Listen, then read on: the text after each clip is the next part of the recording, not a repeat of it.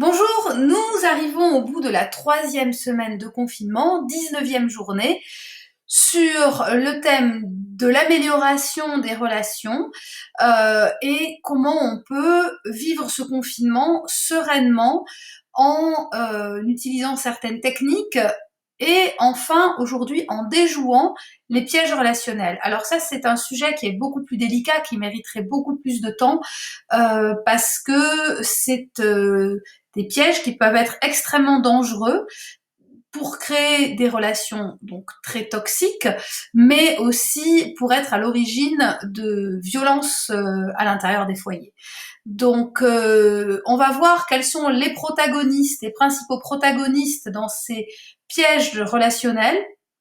Et en particulier, on va voir un piège qui s'appelle le triangle dramatique de Karpman, qui a identifié donc une relation triangulaire extrêmement néfaste dont il est difficile de sortir avec des acteurs clés. Des acteurs clés qui peuvent se côtoyer ou pas se côtoyer, mais chacun en fait va créer finalement son triangle autour de lui ou essaie de le créer.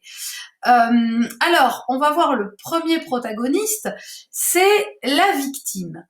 Alors, la victime, c'est une personne qui se plaint beaucoup, qui cherche à attirer l'attention des autres. Alors, elle peut se plaindre de douleurs particulières, elle peut se plaindre de situations qui lui arrivent, elle peut se plaindre d'une mauvaise relation avec quelqu'un, elle peut se plaindre du monde actuel, elle est vraiment dans la complainte de choses qui, visiblement, ne sont absolument pas de sa responsabilité. Alors, cette victime, on peut la repérer parce que, au bout d'un moment, elle peut devenir un peu agaçante à se plaindre sans arrêt. Mais au-delà de cet agacement, ce qu'il faut vraiment repérer, c'est cette déresponsabilisation. Et dès l'instant où on essaie de responsabiliser une victime, d'essayer de lui faire comprendre qu'il y a peut-être qu'elle est peut-être responsable d'une partie de ce qui lui arrive, à ce moment-là, elle a un art extraordinaire pour botter en touche et renvoyer cette responsabilité à un bourreau ou un sauveur. Cette responsabilité va donc se transformer en culpabilisation. Et donc, on va avoir le bourreau éventuellement qui va rentrer en scène comme le persécuteur de la victime. Alors le bourreau, lui, il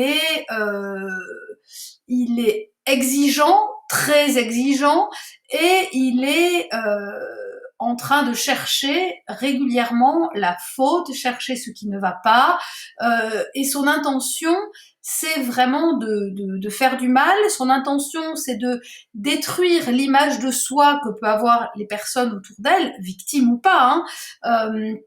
C'est là où on parle aussi parfois de pervers narcissique.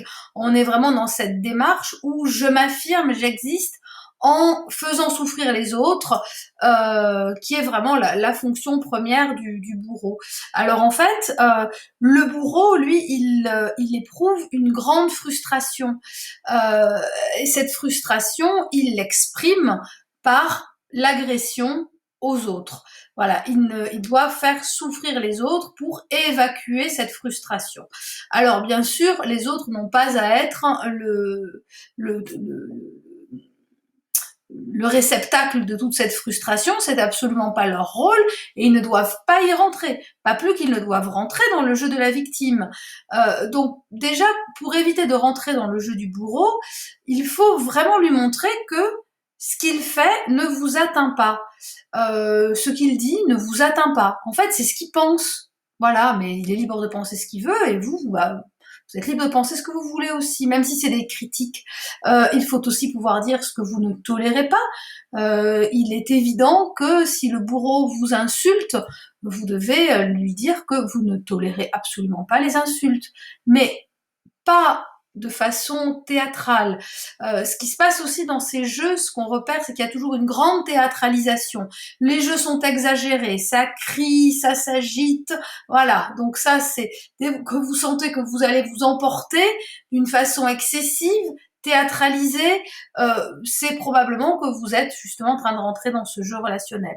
Pour éviter d'y rentrer, on essaie de garder une posture distante, froide, qui peut aussi être perçue comme de la persécution, mais qui est néanmoins la meilleure protection contre le jeu relationnel.